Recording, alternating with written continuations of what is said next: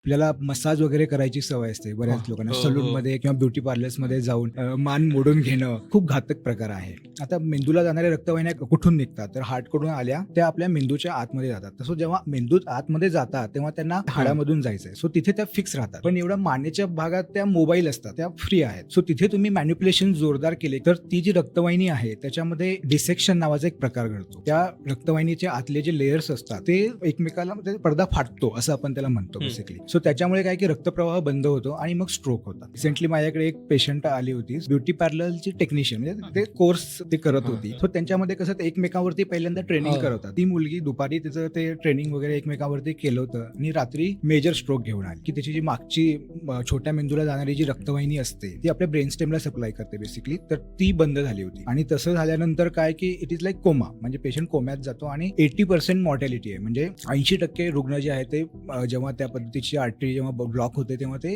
दगावतात. पण ती फॉर्च्युनेटली लवकर आली हॉस्पिटलला. आपण तिचं क्लॉट जे आहे ते ऍडव्हान्स पद्धतीने ट्रीटमेंट करून ते काढले आणि शी हॅज रिकवर्ड. अशा पद्धतीने ह्या सगळ्या गोष्टीमुळे सध्या थोडंसं यंग एजेस मध्ये पण आपल्याला स्ट्रोकचं प्रमाण जास्त दिसतंय.